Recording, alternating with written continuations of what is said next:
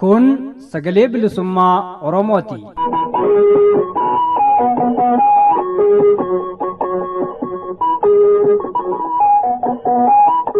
Sagaleen bilisummaa Oromoo dambalii gabaabaa meetir baandii 19 kiiloo heerzii 15,420 irratti jimaataa fi dilbata galgala sa'aatii 8 hanga sa'aatii 8 walakkaatti afaan Oromootiin roobii ammoo galgala sa'aatii 8 hanga sa'aatii 9tti afaan Oromoo fi qophiilee dabarsuu amma jalqaba.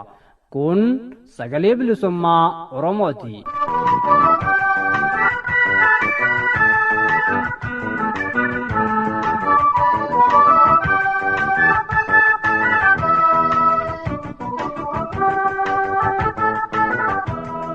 Onkololeessa 7/2022 kan fagoo dhihoo jirtan kanneen raadiyoo sagalee bilisummaa Oromoo karaa weebsaayitii garaagaraan nu hordofaa jirtan nageenyi keenya kabajaa fi jaalala bakka jirtanitti isin haa qaqqabu. Sagantaalee har'aa isin beeksisuun kan isin faana turu Ammoosisaa Nagaasati. Sagantaalee keenya har'aa qabannee dhiyaanneerra. Maarree isinis hanga dhuma qophii keenyatti nu faana turaa jecha sagantaalee har'aaf qabannee dhiyaanne akka itti aanutti isin beeksisa. Akkuma baratame jalqaba irratti oduudhaan eegalla. Oduutti aansee qophii addaa duula humnaa fi du'a bilaashaa jedhutu isiniif dhiyaata. Dhumarratti sirni mootummaa Biltsiginnaa dargaggoota humnaan gara mooraa leenjii waraanaatti guuruu ilaalchisee afgaa fi jiraattota godina Jimmaa fi godina Harargee Bahaa waliin godhametu wal duraaf duuban isiniif dhiyaata. Hanga xumura qophii keenyatti nu faana turaa jecha amma kallattumaan gara oduuttiin isin ceesisa.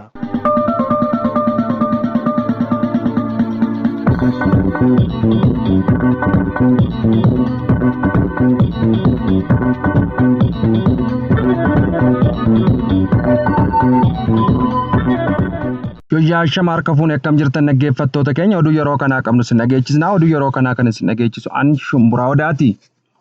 Miseensonni koree mootummaa ce'umsa biyyoolessa naannoo Oromiyaa gaazexeessitoota ONN 2 dabalatee har'a mana murtiitti dhiyaatan. Miseensonni koree mootummaa ce'umsa biyyaalessa naannoo Oromiyaa galmee Qaasim Abdullahi jalatti himataman namoonni 17 gaazexeessitoota ONN 2 dabalatee guyyaa har'aa onkololeessa 7/2022 akka lakkoofsa Habashaatti guyyaa 27 ji'a 1/2015 mana murtii waliigala Oromiyaa calcalitti dhiyaataniiru. Mirgi wabii isaan gaafatan hanga ammaatti kan hojii irra hin ooliniif yoo ta'u dhaddachaarra oolen ragaan biraa dhiyaatuun hubatamee jira. Ragaan dhiyaate jedhamus fudhatama kan qabaatuuf ta'uu akka hin taane dhaga'ameera. Manni murtii beellama biraa akka lakkoofsa Itoophiyaatti ji'a itti aanu gaafa guyyaa 24/2015tti qabuunis baramee jira. Mootummaan Itoophiyaa fi mootummaan naannoo Tigraay affeerraa gamtaa Afrikaa fudhachuu ibsan. Naannoo Tigraay bulchaa kan jiru addi bilisummaa uummata Tigraay ibsa dheengadda galgala baasen mootummaan naannoo Tigraay affeerraa marii nageenyaa gamtaa Afrikaa godheef fudhadheera jechuun qaamolee akka hirmaatan taajjabdoota fi ragabaatonni affeeraman eenyufaa akka ta'anii fi ga'een qaamolee idila addunyaa maal akka ta'ee fi loojistikiiwwan akka geejjibaa fi bika garee mari'attoota dhaabbatichaaf qophaa'e maal akka ta'e akka ibsamuuf gaafatee jira. Itti dabaluunis garee mari'attoota keenya Afrikaa kibbaa erguuf nuti qophiidha. Affeerrannuuf godhamuun dura wanti nuun mari'atame jiraachuu baatus mariin nageenyaa kun bu'a qabeessa akka ta'uuf dhimmoota armaan gadii kan hirmaattonni biroo taajjabdoonni fi ragabaatonni affeeraman jiru jedhan irratti ni barbaanna jechuun xalayaan pirezidaantiin naannoo Tigraay Dabratsiyoon Gabra Mikaa'eliin mallatteeffame ni ibsa. Dabalataan xalayaan dura taa'aa gamtaa Afrikaa Musaa Muhammad Faaqiif barreeffame kun akka jedhutti lola dhaabsisuun ajandaa keessan ijoo ta'uusaa beekuun adeemsi marichaa bu'a qabeessa gochuufis faayidaa kan qabu ta'a jedhe. Xalayaan gamtaan Afrikaa mariin nageenya qaamolee lamaan gidduutti taasifamu seera ittiin bulmaata dhimmoota ajandaa maloota gucaa fi gabatee yeroo marichaa irratti kan hundaa'e yommuu ta'u waldhabbii mootummaa federaalaa Itoophiyaa fi Abuut gidduu jiruuf furmaata yeroo dheeraa kan kaa'uu fi marii itti fufiinsa qabu kan furmaata yeroo dheeraa fiduu danda'uuf dhagaa bu'uuraa kaa'uu irratti kan fuulleffatu ta'uu xalayaan gamtaan Afrikaa kun ni ibsa. Mootummaan Itoophiyaas affeerraa gamtaa Afrikaa godheef ejjennoo mootummaa Itoophiyaa wajjin kan wal simatu waan ta'eef fudhadheera jechuun ibsee jira. Miseensonni gumii marii nagaa mootummaa Itoophiyaa fi TPLF ifa ta'an Koomishiniin Gamtaa Afrikaa miseensota gumii olaanaa marii nagaa mootummaa Itoophiyaa fi humnootii Tigraay jidduutti Afrikaa kibbaatti gaggeeffamuuf jiru gaggeessan ifa taasise. Dura taa'aa koomishinichaa Muhammad Musaa Faaqii ibsa onkololeessa 2022 baasaniin akka jedhanitti miseensonni gumii olaanaa kunis namoota Afrikaa kanneen maqaa gaarii qabanii fi bebbeekamoo kan hammatee fi itti yaadamuun marii nagaa Itoophiyaa kana qofaaf kan walitti qabamanidha jedhe. Haaluma kanaanis miseensonni gumii marii nagaa kan gaanfa Afrikaatti bakka bu'aa olaanaa gamtaa Afrikaa fi pirezidaantii Naajeeriyaa duraanii Oluseegun Obasanjoo dabalatee pirezidaantii Keeniyaa duraanii Uhuruu Keeniyaataa fi itti aanaa pirezidaantii Afrikaa kibbaa duraanii fi miseensonni gumii gamtichaa Dr. Fomzilii Milaamboo Nijukaa fa'aan akka hoogganamu ifa taasiseera. Harargee ba'aa aanaa baddannootti mootummaan PP ijoollee umurii ganna 15 gadi dabalatee dargaggoota dirqamaan gara leenjii waraanatti geessaa jiraachuun barame. Akkasumas ijoollee waraana hin geenye guuranii maallaqa humnaa olii maatirraa fudhachaa jiraachuun ibsame. Abbaan ilma isaa waggaa 15 gara dirree waraanatti geeffamaa jiru argee ilma kiyya waraana hin geenye naaf buusaa jedhee iyyate. Qarshii 10,000 kaffali jedhanii akka gaafatanis kanneen ijaan argan ragaa ba'u. Ijoollee humnaan gara leenjii loltummaatti guuruun Oromiyaa iddoo baay'eetti itti fufee jiraachuus hawaasni godinaalee garaagaraa irraa sagalee bilisummaa Oromootti himanii jiru.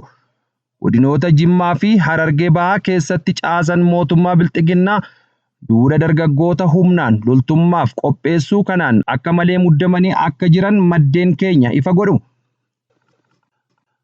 Godina Horroo Guduruu keessatti weerarri qindaa'aan hidhattoota mootummaa fi faannoon uummata Oromoo irratti gaggeeffamu itti fufeera. Oduun sagalee bilisummaa Oromoo dhaqqabe akka hubachiisutti hidhattoonni mootummaa Bilxiginnaa fi faannoon weerara qindaa'aa godina Horroo Guduruu Wallagga Ona Amuruu keessatti uummata Oromoo meeshaa maleeyyii irratti deemsisan itti fufaniiru. Haaluma kanaan onkololeessa 2027 Ona Amuruu ganda Luma'aa Wallii jedhamu keessatti namoonni 3 hawaasa keessatti dhageettii qaban humnoota kanaan ajjeefamuudha. Oduun nu ga'e kan ibsu obbo Abuu Jaarsoo, obbo Abarraa Nugusaa fi obbo Guutamaa Nugusaa lamaan isaaniituu obbolaa kan ta'an goolessitoota kanaan ajjeefamaniiru. Lolli ona kana keessatti uummata nagaa irratti adeemsifamu ammallee itti fufee akka jiru maddeen keenya gabaasaniiru. Uummanni qe'ee fi qabeenya isaa irraa buqqa'ee ammallee deeggarsa akka barbaadu ibsame. Weerara waraana mootummaa Bilxiginnaa fi faannoo harka lafa jalaan gamtaa uummanni isaa weeraraniin qe'ee fi qabeenya isaa irratti buqqa'ee magaalotaa fi bakkoota adda addaatti kan faca'ee dirree irratti hafan lammiileen Oromoo godina Horroo Guduruu Wallagga ammallee deeggarsa lammii kan barbaadan ta'uun ibsamee jira. Uummata magaalotaa akka Shaambuu fi bakkoota adda addaatti baqatanii dirree irratti hafan kana dhaqqabuuf dirmannaan qaamota adda addaa fi uummanni godhu itti fufee jiraatullee gahaa akka hin taanes eerameera. Uummanni keenya addatti abbootiin qabeenyaa NGO'leen adda addaa fi hawaasni daayispooraa tumsa isaanii sadarkaa barbaachisuun uummata kanaaf akka godhan ammallee waamichi sabboontota bira darbeefii jira. Gaan kabajamtoota dhaggeeffattoota fi daawwattoota keenya oduun har'aaf qabne asirratti xumuraa sagantaalee raadiyoo sagalee bilisummaa Oromoo hafan waliin turtii gaarii isiniin jedha.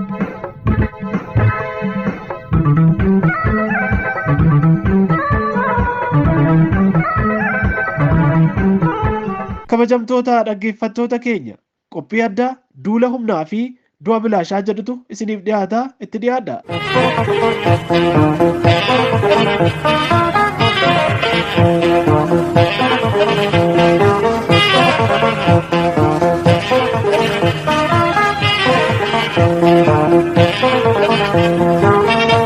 Duula humnaaf du'a bilaashaa. Addunyaa kanarratti irra caalaan namni kan lolu kaayyoof yookaan jaalala biyya isaatiif jedheeti. Akkasuma kan faayidaaf yookiin dirqamee lolaaf bobbaafamus ni jira. Seenaa sirnoota impaayera Itoophiyaa keessatti kan humnaan dargaggoota gara adda waraanaatti duulchisaa ture Dargiidha. Dargii yeroo aangoorra turetti humna waraanaatiin akka addunyaattuu beekamaa ture. Lola humnoota hidhatanii isa lolaniin caalamaa dhufuu isaa gaafa hubatu humnaan dargaggoota ukkaamsee adda waraanaatti ergaa ture. Baroonni Dargii irra caalaan isaa lola keessoo fi alaatiin beekama. Bara Ziyaad Baarree Soomaaliyaa bulchetti Itoophiyaan sirna Dargiitiin bultu adoolessa 13 bara 1977 haga bitootessa 23 1978tti baatilee 8f guyyaa 2 lola cimaa lubbuu kumaatamaa galaafateetti waliin turan. Sirna Haayile Sillaasee gara boodaa fulbaana 1 bara 1961 irraa eegalee haga caamsaa 24 bara 1991 walabummaa ishii labsattutti waggoota 29 baatii 8f 7 Eertiriyaanis Dargii bara aangoo isaa guutuutti lolaa turte. Adda Bilisummaa Oromoo fi Abuut TPLF fa'aas humnoota jajjaboo sirna Dargii lolaa turanii fi dhumarra isa kuffisan keessaa hangafoota. Keessattuu Dargiin lola Eertiriyaa yookaan EPLF waliin godhaa ture keessatti dhaadannoo Eertiriyaan cituu irraa mormi keenya cituu wayya jedhuun uummata kakaasee gara leenjii waraanaatti galchaa ture. Sunis humna isaa dadhabsiisuu fi faffacaasuu irraa baraaruu hanqannaan dargaggootaa fi ga'eessota humnaan ukkaamsee gara adda waraanaatti guuraa ture. Haati ilmoo boossee geggeessuuf dirqamte. Keessattuu ilmaan Oromoo fi ummatoota kibbaa empaayiratti kumaatama hedduun lakkaawaman kanneen qaamota wal waraanan illee maqaadhaan adda baafatanii hin beekne gammoojjii Eertiraa fi Tigraay keessatti dhidhimanii hafan.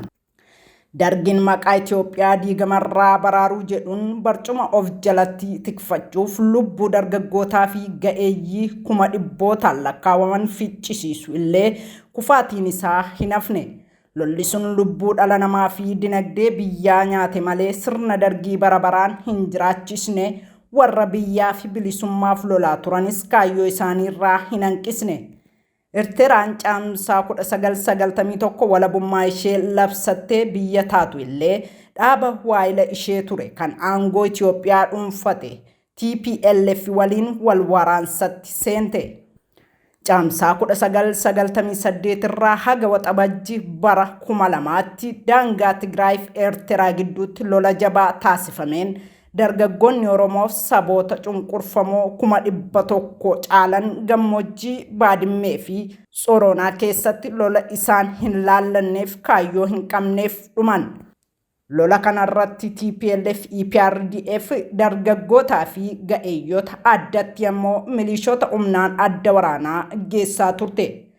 Lolli kun waggoota lamaaf haala hamaa ta'een geggeeffamaa turus lolli qabbanaawaan haga bara 2018tti ittuma ture. Ammas bifa jijjiirratee ittuma jira. Murni adda bilisummaa uummata Tigraayin gammoojjii Tigraay bakka Adet jedhamu keessatti bixxilamee waggoota 27f ergamaa fi turuun qabsoo fi dhiiga qeerrootiin aangoo dhuunfate abbaa isaa waliin wal loluun waggoota lamaan dabran lubbuu dargaggoota kumaatamaa itti gabbaraa jira.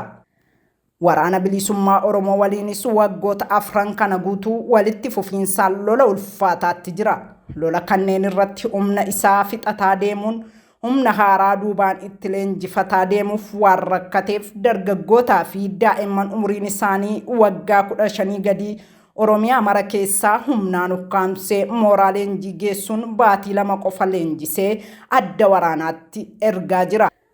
Manneen barnootaa, manneen hidhaa fi daandii irraa butamuun ilmaan hiyyeessaa humnaan duulsifamanii irbaata rasaasaa ta'utti jiru. Daa'imman hamaa fi tolaa illee qajeeltootti adda hin baasatin rasaasaa fi dhukaa meeshaalee gurguddaatti oofuun dhiigni ijoollummaa isaanii akka bishaaniitti akka jigu lubbuun isaanii akka ba'u yeroo malee qaamaa irratanii karaatti akka afanii fi ba'aa hawaasaa akka ta'an gochuun yakka murni bilxiginnaa raawwateef ammallee itti jiru suukkanneessaadha. Akkuma dargiin maqaa Itoophiyaa diigamuu irraa baraaruu jedhuun uummataa fi dargaggoota kakaasee dirree lolaatti geeffachuuf carraaqaa ture, murni Abiyyiin durfamus maqaa tooftaa kanaan milkaayuu fi dinnaan humnaan dargaggootaa fi daa'imman qabanii ibiddatti naqanii akka qoraanitti bobeessanii ittiin aangoo fi tikfachaa jiran. Oromiyaa mara keessatti addatti ammoo godinoota Harargee lameenii fi godina Jimmaa keessatti taateen kun bal'inaan raawwatamaa jira. Ilmaanii fi firoonni kaabinootaa garuu milishaa fi waraana ta'anillee gara adda waraanaatti ergamaa hin jiran. Aangoo kaabinootaa kana tiksuuf ilmaan qonnaan bultootaaf horsiifattootaatu dhumataa jira. Ilmaan Oromoo jumulaan karaa irraa qabamuun hidhanii dirree waraanaatti guuraa jiran. Dureeyyiin ilmaan isaanii maallaqa guddaa kafalanii yoo baafatan, ilmaan hiyyeessaa garuu dirree lolaa dhaqanii dhumuu malee filannoo biraa hin qaban. Gidduu kanas barattoota Oromoo qormaata seensa yuunivarsiitii fi yuunivarsiitiilee keessatti qoramuuf deeman murni PP humnaan ukkaamsee mooraa leenjii waraanaa geessaa jira. Murni bilxiginnaa uummata keenya kan manaa fi bakka hojii isaaniitti ajjeesaa oolu xiqqaannaan humnaan adda waraanaa geessee kichuuwwan ilmaan haadha hiyyeessaa fichisiisaa jira. Kun ammoo uummanni Oromoo tokkummaadhaan ka'ee falmachuu fi diddaa isaa mul'isuu waan hanqateef diinni ilmaan isaa gola keessaa humnaan butee ibiddatti naqee ittiin aangoo isaa tikfata. Ammas falli jiru tokkichi uummanni Oromoo tokkummaadhaan ka'ee fincilee sirna dhiiga ilmaan hiyyeessaatiin daldalu kana buqqisuudha. Dargaggoon Oromoo kaayyoo qabsoo bilisummaa Oromoo firiiruu fi finciluu qaba malee usee mana taa'ee hanga humnaan qabamee lubbuu isaa diinaaf gabbaruutti eeguu hin qabu. Mana keessatti taa'anii du'uu eeguunis ta'ee teessoo diinaa ofii tiksuuf humnaa fi goomsa adda addaan dirree waraanaa geeffamuun dargaggoota Oromoof ga'uu qaba. Goomsa mindaa yookaan maallaqaanis lubbuu ofii bakka bu'aa hin qabne balleessuunis waan hin malle. Dargaggoon Oromoo aarsaa fi wareegama bilaachaatti diinaaf baasu kana gara qabsoo bilisummaa Oromoo fi walabummaa Oromiyaatti jijjiiruudha qaba. Kana gochuuf ammoo qeerroon Oromoo dursee kaayyoo kanaaf wal gurmeessee ka'uudha qaba.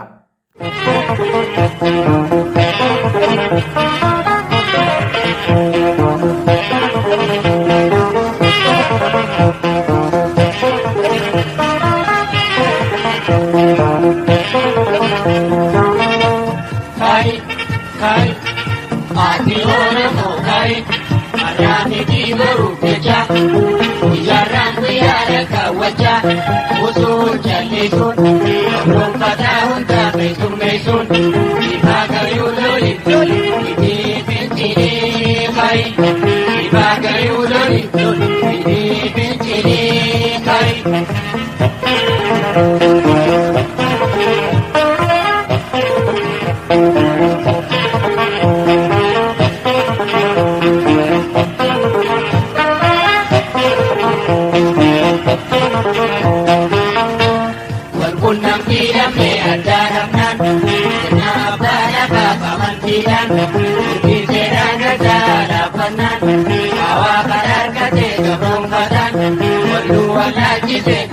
Walinu jamte kai, walu walajite, walinu jamte kai, kai.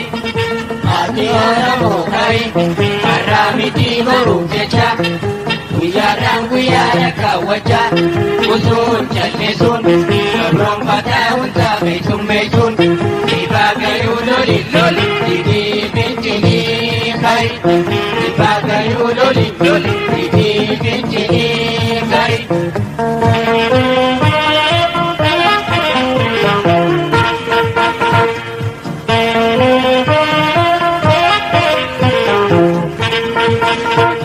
Sabinyuma kenya mesha munanade, iman Oromoo tinge yogutti bate, iman ada apa wala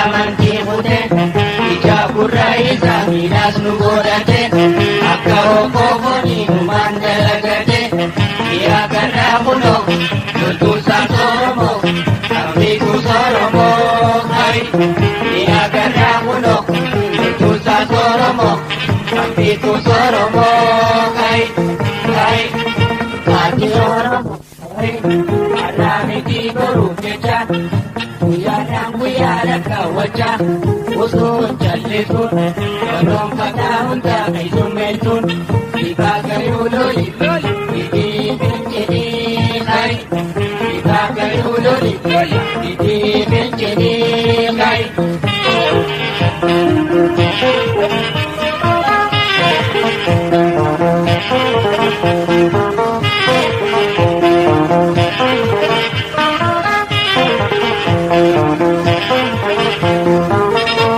Kabajamtoota hordoftootaa fi dhaggeeffattoota keenya dhumarratti kan isiniif dhiyaatu sirna mootummaa bilchiginnaa dargaggoota humnaan gara mooraa leenjii waraanaatti guuruu ilaalchisee afgaaffii jiraattota godina Jimmaa fi godina Harargee Bahaa waliin godhametu isiniif dhiyaata, itti dhiyaadha.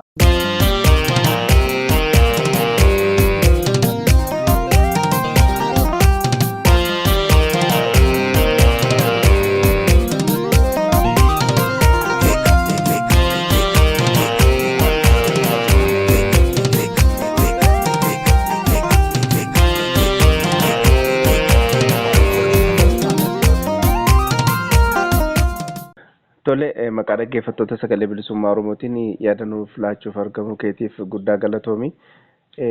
Mee haalli naannoon keessan keessa jiru akka godina Jimmaa maal fakkaata?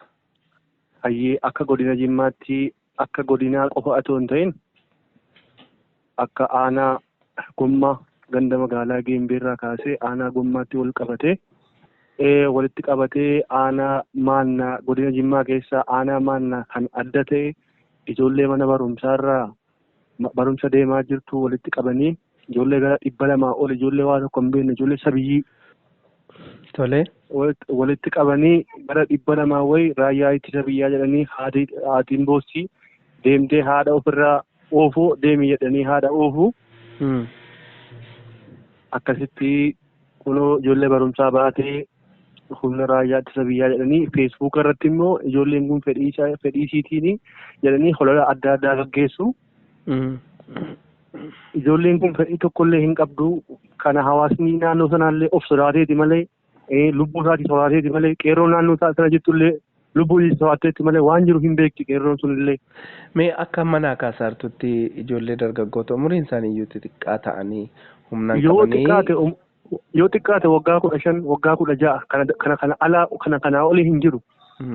Amma ijoollee kana karumarraa humnaan qabaniitu iyyuu karaa waajjira poolisii keessanii achii fe'umoo akkam godhume?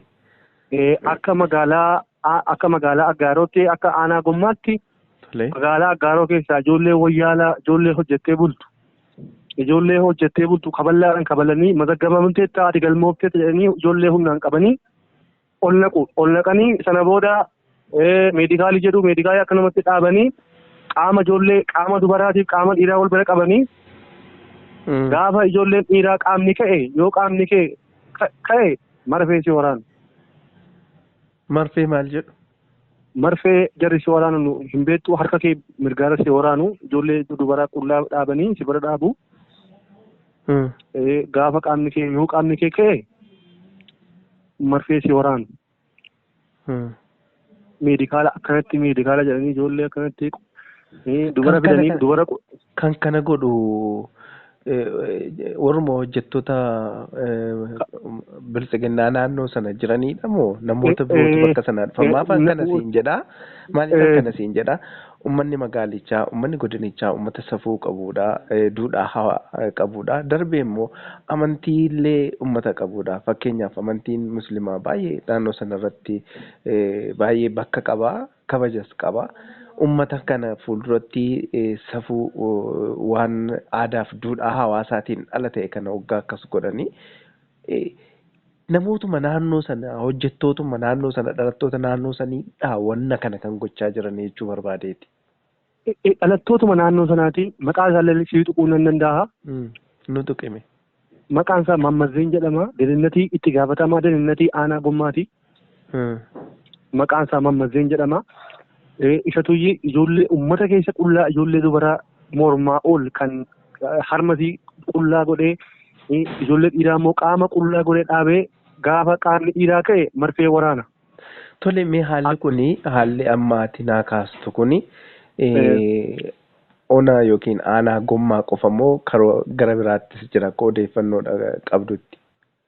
An kanan qabu kan godina aanaa gommaa aanaa maannaa kan aanaa maannaa akka jarri ijoollee humna akka ijoollee gowwoomsanii ijoollee mana barumsaa deemaartu qofa qabanii dabtararraa fuudhanii humna raayyaa ittisa biyyaatti dabalamtu jedhanii kana quban qaba kan aanaa maannaa jechuudha. Kan gommaa immoo ija kiyyaan argeera qullaa dhaabanii ijoollee qullaa dhaabanii akka aanaa gommaatti jechuudha akka magaalaa Aggaarotti.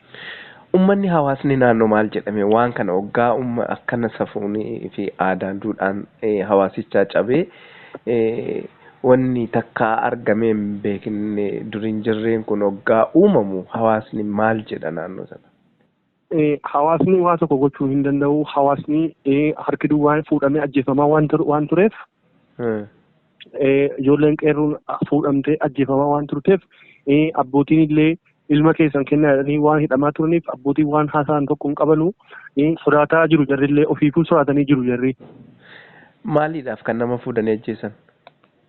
Ati Oromummaa qofaaf Oromoo waan taate qofaaf kan ajjeefamtaa hidhamta. Mee akka kanatti namoota ajjeefaman keessaa namni maqaa naa dha'uu dandeessu jira jechuudha. Ayyuba Ahmaddiin akka magaalaa Geembeetti. Tole. Maal godhe jedhanii ajjeesan gaafa jalqabasa? Gaafa jalqabaa mana deemanii gaafa inni sa'aatii 10 irraa gaafa deemamee homaa bara 2013 13 keessa du'e. Mana fuudhanii gaafa Raamadaana 17 jechuudha. Raamadaanuma isaa amma darbe kan? Raamadaana waggaa darbe kana jechuudha. Waggaa darbe kana. Mana fuudhanii mucaan hirrifatee gaafa harkaa fi rasaasa 4 du'e. Tole. Ayyuba Ahmaddiin. Tole ka amma kun haala kana keessa jira hawaasni naannoo dargaggoonni miira akkamii keessa jiru yeroo ammaa? Dargaggoonni waa tokko gochuudhaaf dargaggoonni akka itti jiru hidhamee jira ofiifuu dargaggoon humna hin qabu yoo waa tokko dubbatan hidhama oromummaa isaa qofaaf hidhamee dararamaara hammallee hin dararamaara hammallee ajjeefamaara waa tokko gochuu hin dandeenye dargaggoonni waa tokko gochuudhaafis humna hin qabu kunoo yoollee magaalaa ol qabatee deeme magaalaa keessa ati maali jedhamtee ati shanee deeggarta ati juuntaadha ati shaneedha jedhamtee hidhamtaa yoollee mataa ol qabattee deemtee oromummaa kee dubbachuun illee qaanfanneerra oromummaa ofiillee qaanfanneerra dubbachuudhaaf saalfanne nu oromoodha jechuudhaaf saalfanneerra. Tole amma akkani aanaa biraarraa dhagaa jirutti yeroo hedduu ijoollee kana gaafa hidhanii jedhanii maatii qabeenya qabu yoo ta'e maatii isaaniirraa immoo maallaqa fidaa jedhanii ijoollee iyyuu irraa gadhiisisuun ni jira jedhan godinuma Jimmaa naannoo magaalaa Jimmaatii fi bakka biraa wanni kun naannoo Aggaarootti mul'ateera. Dhugaadha kunoo hamma ijoollee galmoofte ijoollee haadha hiyyeessaa hin deemti gaafa galmooftee humna addaa raayyaa ittisa biyyaan taa'ettee gaafa deemtuu hin galmoofti abbaan qabeenyaa immoo dhaqee ijoollee hin baafata kan ofii hin baafata ijoollee haadha hiyyeessaa immoo deemtee duuti kana quba kana argaarra kana waan argaarru kun bulchaan magaalaa keenyaa holola abiyyi holola lammaa hin dhageessanii hiriira maaliif baasan jedhee kan nuyi turetu hadda ganda bulchaaraa hadda biyya hoogganaara. Jijjiiramni iddoo inni ta'e hin barre hin agarre jijjiirama kanallee iddoo inni ta'e hin agarre har'a kunoo kan kaleessa nu hidhaa ture har'a nu ajjeesisaadha kaleessa nu hidhaa ture har'a immoo nu ajjeesisaadha har'allee. Argaarraa kan kutaa sadii barateetu akka bulchaa magaalaa akka dhimma nageenya aanaa keenya magaalaa Geembee kutaa tokkollee hin baranne barreessuu hin beeku. Kan nu hidhaa ture kan nu hidhaa ture hadha immoo nu ajjeesisuudha qophaa'ee jira kunoo ammasillee qophaa'ee jira qophiitti jira inni har'allee nu ajjeesisuudha. Ijoollee Oromoo ficcisiisuudhaaf qophiitti jira. Kanaafuu miidiyaa adda addaatti illee akka nu darbee miidiyaa adda addaatti illee kana addunyaatti akka nu dhiitanu kanallee isin gaafanna nuyi.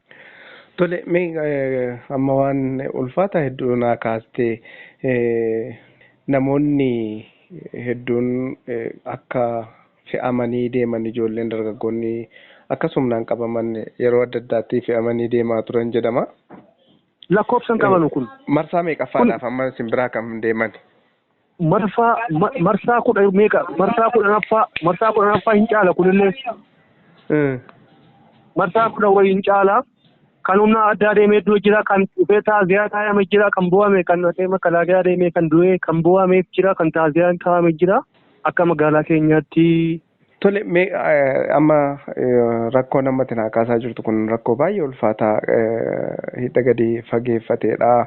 Uummanni hawaasni naannoo maal gochuu qaba jettame gara hawaasaatti deebisna. Maaliif hawaasni yoo ka'ee sagalee tokkoon waan tokko gochuu danda'e rakkoo federaalaarra jiru kan hambisuu ni danda'ama waan jedhamu. Uummanni waa lamaan hidhamee jira. Uummanni waa lamaan hidhamee jira. Waa lama jechuun maal beektaa? Akka amantaatti fidanii waabiyyaa, qawaariyyaa, suufiyyaa jedhanii akka amantaatti wal keessa dhaabbatanii siyaasatti gara ganatti, gara amantaatti, gara sabaatti hidhamee jira. Yoo uummanni kun ka'ee waa tokko godhe gara ati waabiyyaadhaa, ati suufiyyaadhaa, ati akkanaa kanaan qabamee jira uummanni.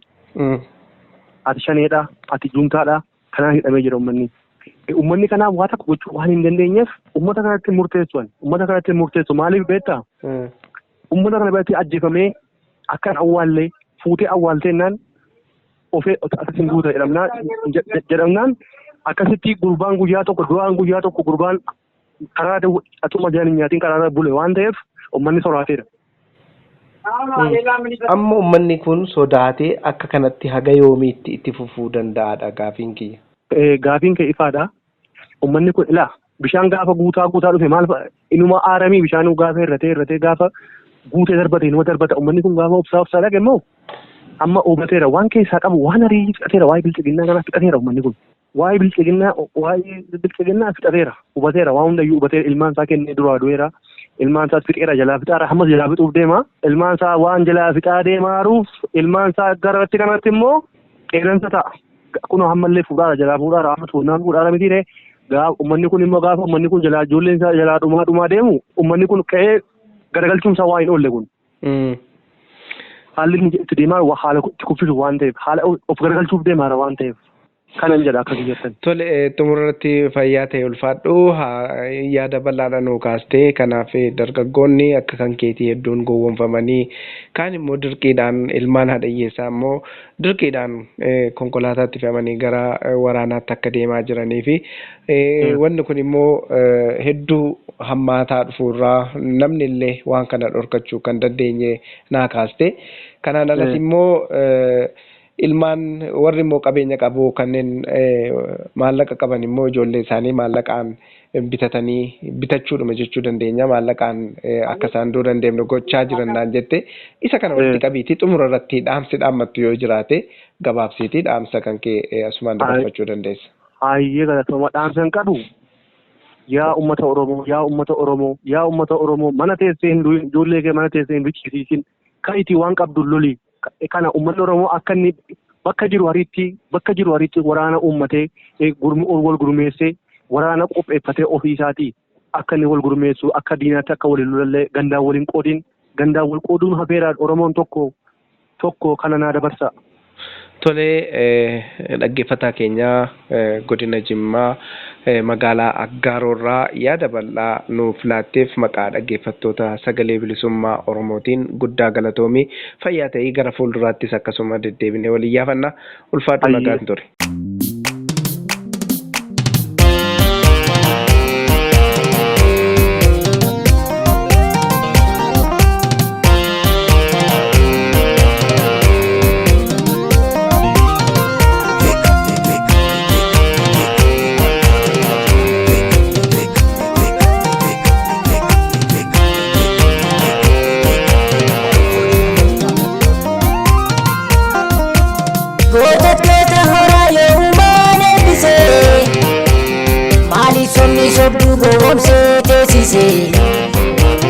Biyyo fi haadha kan guddistu deesse maaliyaa naasi fuutee jallistee kan teesse seenaa qabda duraan dhageesse goota horaa yoo uumaan eebbise maaliif sobni sobduu gowwoomsee teessise.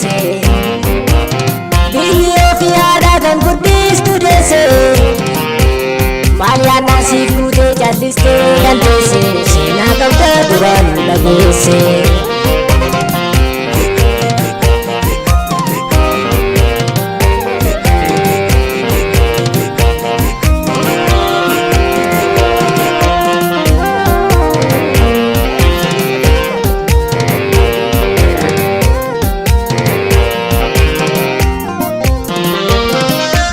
Rorroon biyya dhaale qacceen yoo girjatu Oromoon ol waame yoo waliif birmatu maaliif maal fakkaate Jimmaan kan irratu biyya goota eega waaqaa duubaan goree duunarii eegaabe kalee baasa boree duubetti nadiine yoo faarsan dhageenye goota biyyaaf kuufe namuun qalbeeffanne.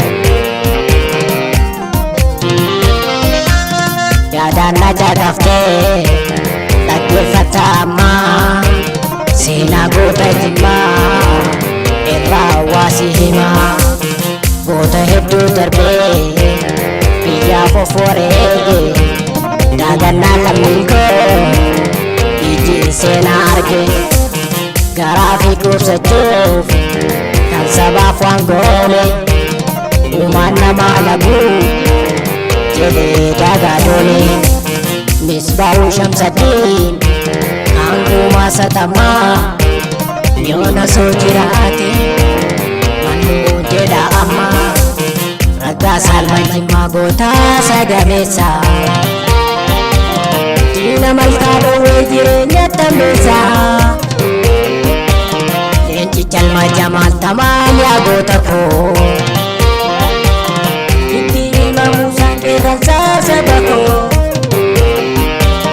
Haji Hasani fi Shafi goota Jimmaa sun dhoksani dhaloota halimaa lallagaa seenii obsaanii madaa'uudi goota manni goota beekabsoo si'aana dhalootatti mudhii mudhii mudhii.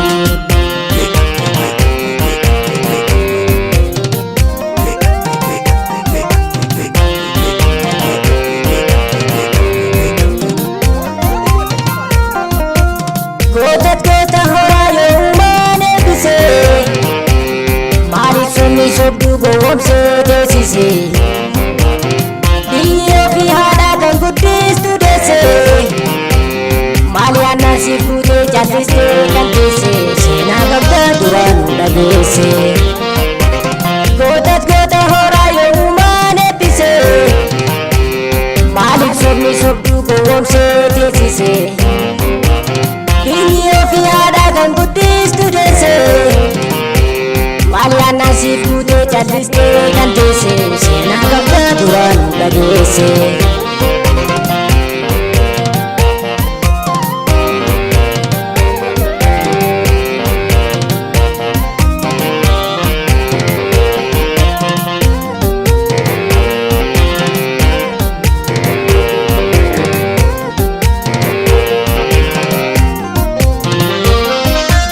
Sodaatanii dheessuu manna falmatanii mooyya gabrumaa morminaa ka'e waamiidee doolimuuf manna gabrumaa morminaa ka'e waamiidee doolimuuf manna dorgootatu garmaama daangaasaa eeggatee gootummaadhaan beekama sigmootti dhalatee guddate hafuura kee dhabee maaloo gotaan sigma maaltu si nyaate hafuura kee dhabee maaloo gotaan sigma maaltu si nyaate.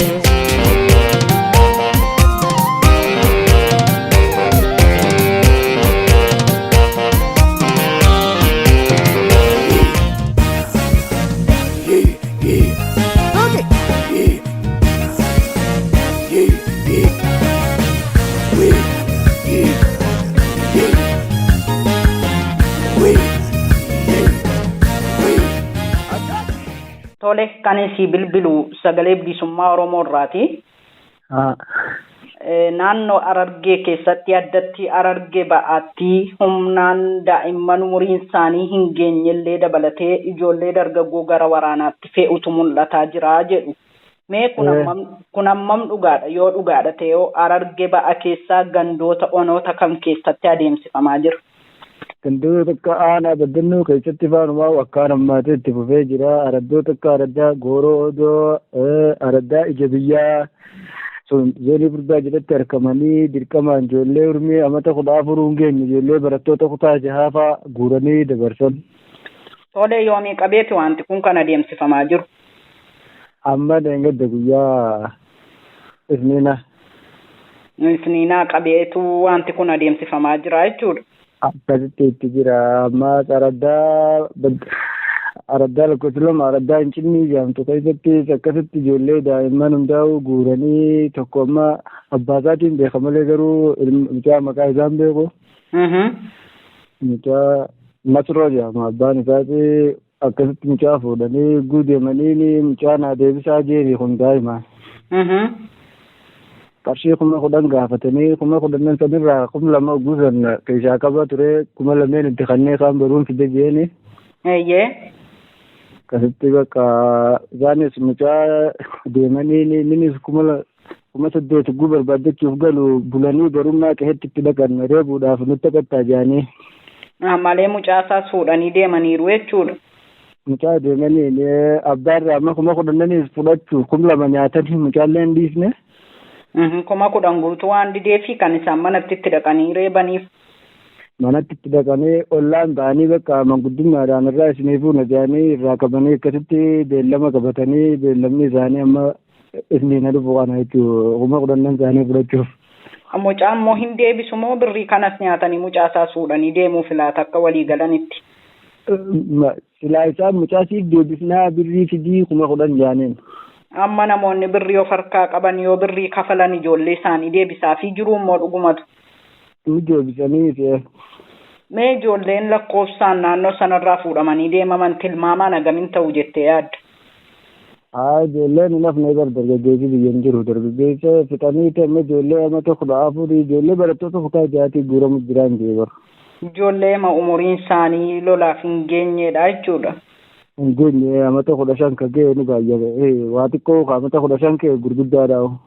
Mee ijoollota kana bakka kamii fuudhan mana maatii dhufaniiti moo bakka barnootaati moo yookiin bakka hojii isaaniiti bakka irraati moo naannoo akkamittiin kan isaan ijoollee kana qabanii deeman? Araddaa Gooroo Odoo keessatti kanuma kararratti argamee bakka jala fiiganiituma milishaan qabaniituma dabarsan. Humnumaan daandii irratti jala fiiganii qabanii fuudhanii deemu jechuudha. Akkasitti deemaniin. Yeroo fuudhanii deeman kana tarii iddoo tokkotti goomsaafaa jira ijoollee hojii dhabanii rakkatan faamiin daaganaati isinii kaffalama maal jedhanii waan goomsantu jira jedhamee odeeffamus jira. Amma namoota kana hundumaa daandii irratti kan argan dirqamaanii duukaa bu'anii qabaniiti moo tarii haalli goomsaa kun birriidhaan goomsuun qarshii guddaatu isinii kaffalama jechuu wanta akkasii kun deemaa jira. Akkasi gowwoomfamee deemees ni jira warri akkasitti gowwoomfamanillee ni jiran sun gowwoomsuunis ni jira akkasi deemees baay'eedha. Warri akkasi gowwoomfamee guurame sanirraa hanga barbaadamu san guutuuf dide araddarratti nama 12 araddarra nama 12 barbaadan amma aanaa baddannoo irra nama 4 fi 20 ka barbaadamu beekta. Hangi gowwoomfame sun ugguu lakkoofsa hanganaa guutuu didu kanumarraa itti guuruu jalqaban.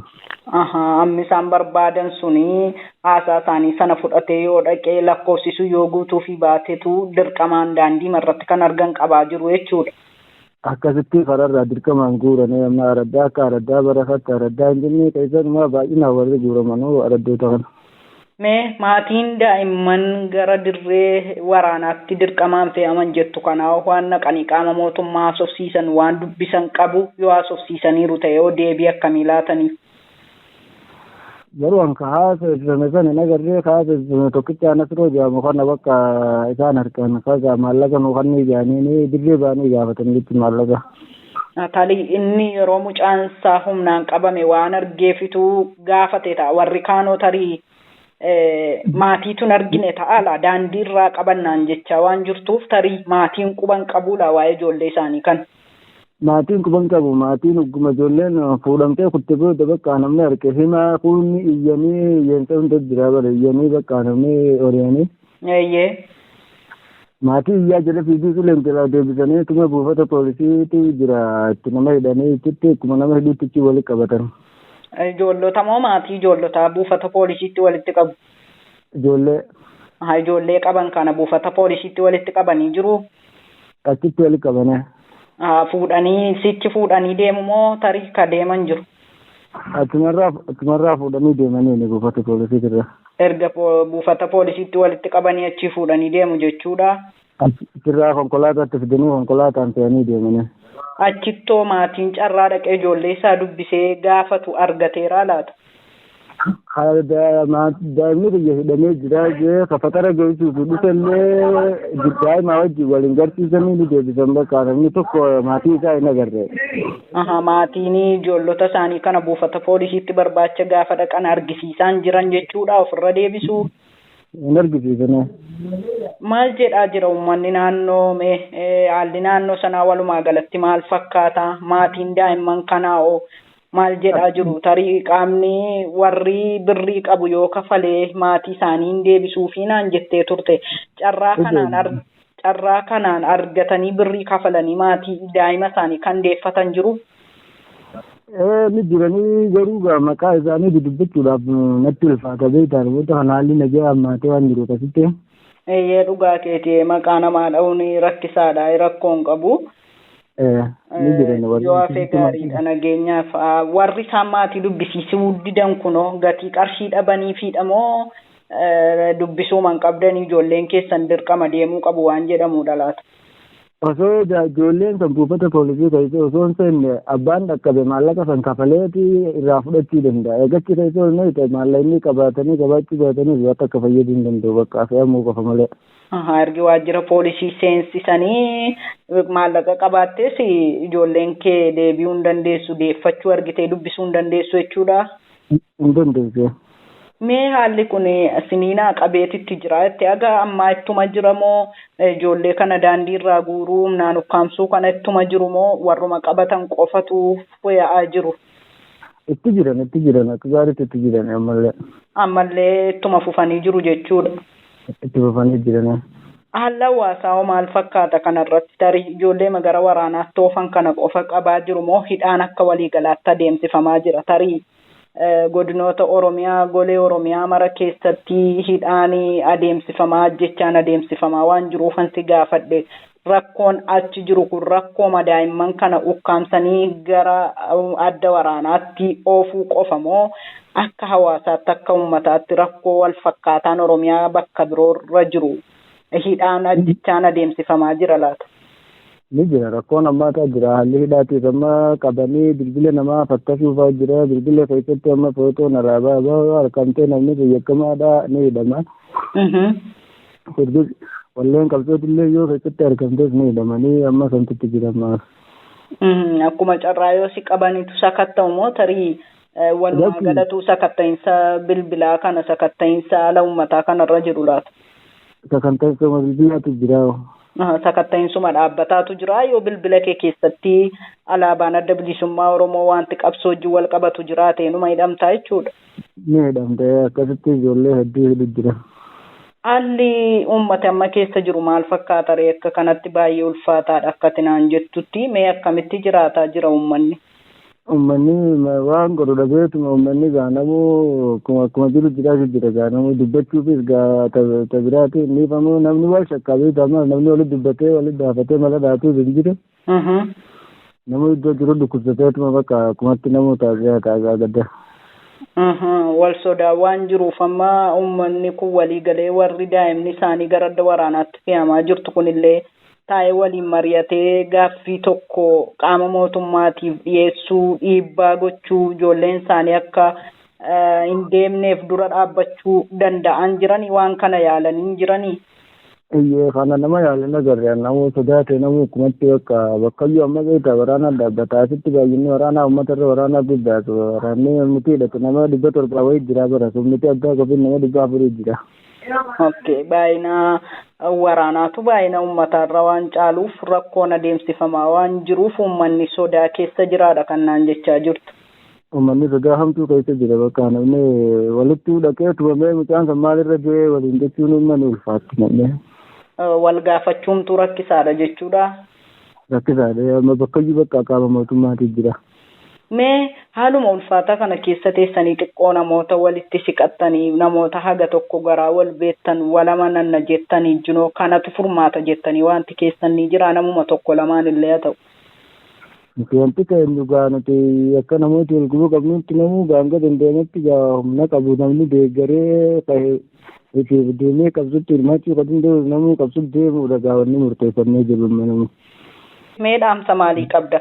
Yoo qaama gocha kana uummata Oromoo irratti raawwataa jiruufis qabaatte ta'e uummata Oromoofis ta'e qaama dhaamsa qabduuf yoo jiraate gamanumaan dhaamsa kee waan dabarfachuu barbaadde dabarfadhu.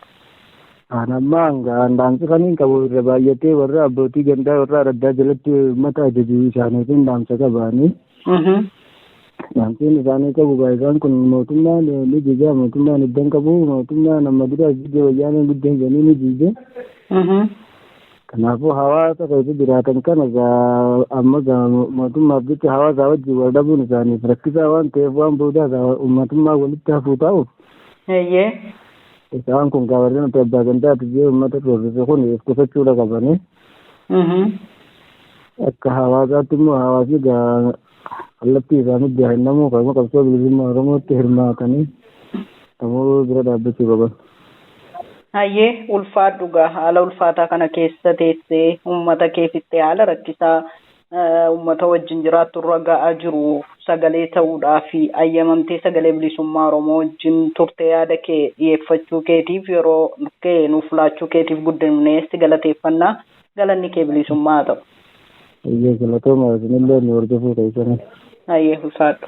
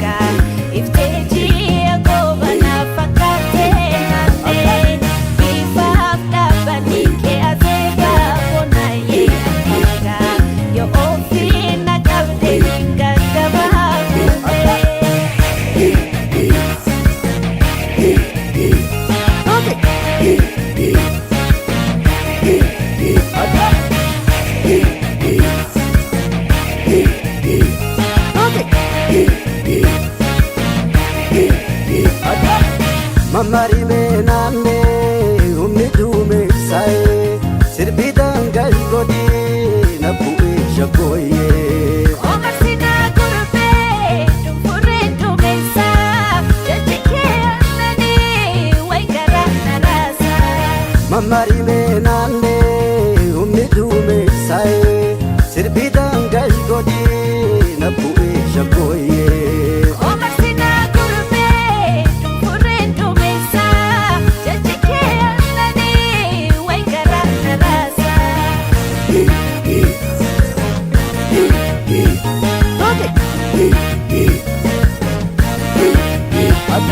Koresu kate fila handaran bila wadai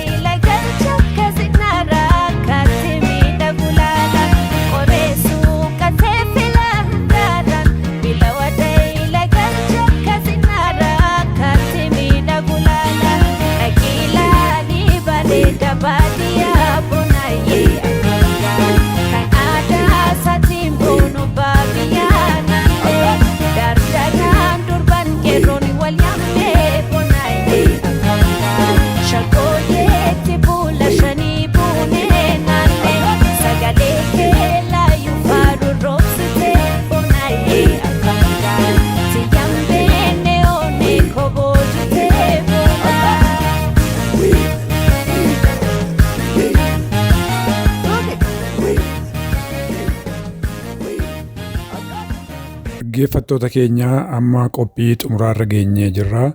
Dhiyeenya kana du'aan addunyaarraa kan boqotan seenaa gabaabaa barsiisaa Qannaa Wayyeessaatu isiniif dhiyaata. Muuziqaa ce'umsaa kanaan itti darba.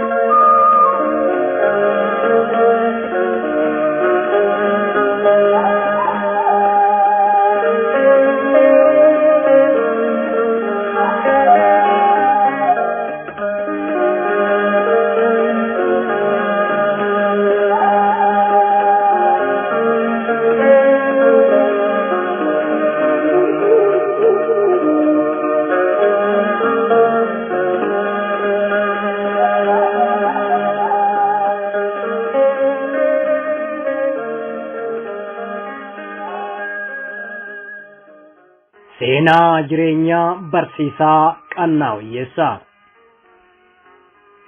Barsiisaa Qannaa Wayyeessaa abbaa isaanii obbo Wayyeessaa Gurmoo fi haadha isaanii aadde Tayaasisee Disaasaa irraa caamsaa 12 bara 1943tti lixa Oromiyaa godina Qeellam Wallaggaa Ona Sayyoo ganda qonnaan bulaa Samarroo iddoo addaa Tuulama jedhamutti dhalatan. Ilmi obbo Wayyeessaa Gurmoo bara ijoollummaa isaatti akkuma ijoollee qonnaan bulaa kamitti horii tiksuu fi qonnaan maatii isaa gargaaraa kan guddate yommuu ta'u, umriin isaa barsiisummaaf yommuu ga'u mana barumsaa seene.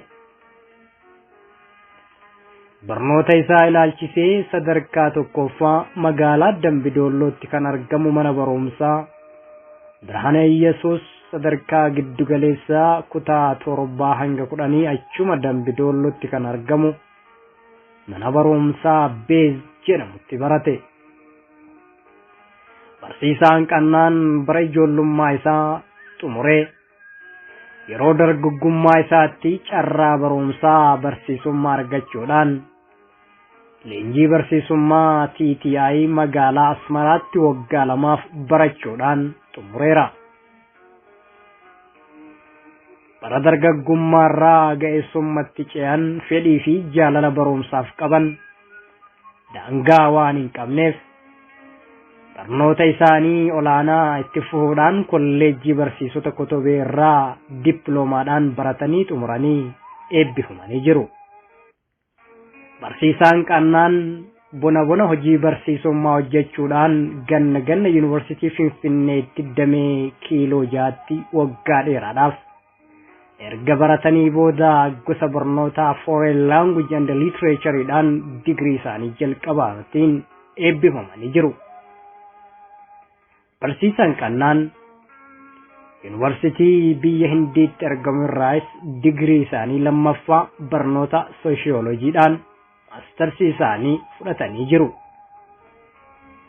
Haala hojii barsiisaa qannaa ilaalchisee leenjii barsiisummaa Asmaraa irraa akka eebbifamaniin magaalaa Gimbiitti ramadamuudhaan mana barumsaa Gimbiitti hojii isaanii tokko jedhanii jalqaban. Achii booda magaalaa Dambidoollootti jijjiiramuudhaan barsiisaa kan turan yommuu ta'u marsaa itti aanuuf yeroo lammaffaaf gara magaalaa Gimbiitti geeddaramuudhaan muuxannoo fi kaka'umsa hojiif qabaniin bara 1986tti qajeelcha barnootaa Wallaggaa Lixaatti itti gaafatamaa deeggarsa barnootaa ta'uudhaan hojjechaa turaniiru. Dhumarrattis hanga umriin isaanii gahee soorama bahanitti magaalaa Ambootti ramadamuudhaan mana barumsa olaanaa Haayiskool Ambootti barsiisaa afaan Ingilizii ta'uudhaan barsiisaa turaniiru.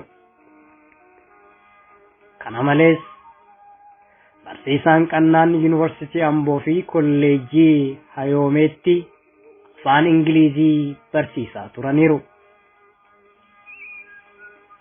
Jireenya hawaasummaa barsiisaa qannaa wayyeessaa ilaalchisee nama gaarii, nama garraamii, qulqulluu akka bishaanii, kabajaa fi jaalala nama qaban, ilmaa nama hundaa ija tokkoon kan ilaalan, dubbatanii kan nama hin quuqnee fi gaarii malee hamaan afaan isaanii keessaa nama hin baanedha.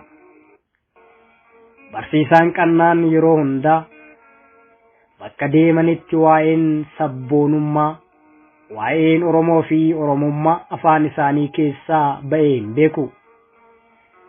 Sababa kanaanis bara jireenyaa isaanii sirnoota abbaa irree Itoophiyaa darbaniin hidhaa fi dararaan hedduun isaaniirra gahaa tureera. Qabsoo bilisummaa Oromoo adda bilisummaa Oromoon durfamu keessatti miseensa ta'uudhaan dirqama dhaabni isaanii itti kennu fudhachuudhaan qooda isaanirraa eeggamu bahachaa akka turan jaallanii fi hiriyoonni barsiisaa qannaa ragaa bahu. Barsiisaan qannaan Oromiyaa keessa ta'anii bobaa diinaa jalatti gumaacha qabsoo akkamii akka kennaa turanii fi haala akkamii keessatti maal hojjetanii akka darbanii fi dararamni akkamii akka isaanirra gahaa ture jaallan qabsoo isaanii fi hiriyoonni isaanii kan ta'an kanneen akka Abbaa Caalaa Lataa, Baqqalaa Garbaa, Dheeressaa Qixxee, Ashabbir Oonchoo fi kan biroos jaallan barsiisaa qannaa itti dhiyeenyaan beekan akka ta'an dubbatu maatiin barsiisaa qannaa. Barsiisaan qannaan barsiisummaan alattis seenaa, aadaa fi afoola afaan Oromoo irratti qorannoo geggeessaa turuudhaan kitaabota garagaraas maxxansiisuudhaan hawaasa Oromootiif gumaachanii jiru. Gama kanaan hojiiwwan hojjetaa turan keessaa bara 1969 koree aadaa guddittuu kan ona sayyoo qindeessuudhaan hojii boonsaa ta'e hojjetaniiru. Bara 1970 Wallaggaa Lixaan Naaggotti sirni gadaa akka kabajamuuf gumaacha olaanaa waan taasisaniif aangawaa olaanaa darguu kan ture nama Nugusee Faantaa jedhamuun qabamanii mooraa waraanaa Borxaa fi Karchallee Dambidoollootti waggaa tokko ol hidhamanii jiru.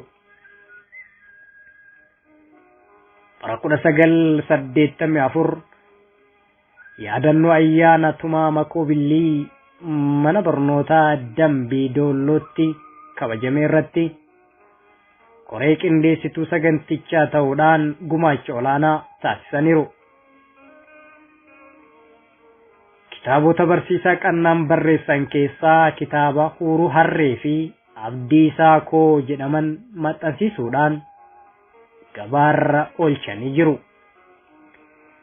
Yeroo ammaa kana ammoo kitaaba sadi barreessanii xumuranii maxxansiisuudhaaf otoo qophii irra jiranuu guyyaan oolchaan qabu guyyaan isaanii geenyaan du'aan addunyaa irraa godaanan. Kana malees kitaaba Abbaa Caalaa Lataa mata dureen isaa jireenyaa fi qabsoo adda bilisummaa Oromoo jedhu dhiyeenya maxxanfame gabaarra oole. Halkanii fi guyyaa ta'anii gulaaluudhaan gumaacha olaanaa akka godhan maatiin barsiisaa Qannaa seeraa jireenya isaanii kana keessatti dubbatu. Barsiisaa Qannaa Wayyeessaa bara 1968 haadha warraa isaanii aadde Maartaa Maammoo waliin ijoollummaadhaan wal fuudhanii wajjiin guddatanii waliin hanga guyyaa lubbuun darbuutti kan waliin jiraachaa turan yommuu ta'u ijoollee fi qabeenyas waliin horanii jiru. Barsiisaan Qannaan abbaa ijoollee dhiiraa 4 fi dubara 3 walumatti abbaa ijoollee 7 turan.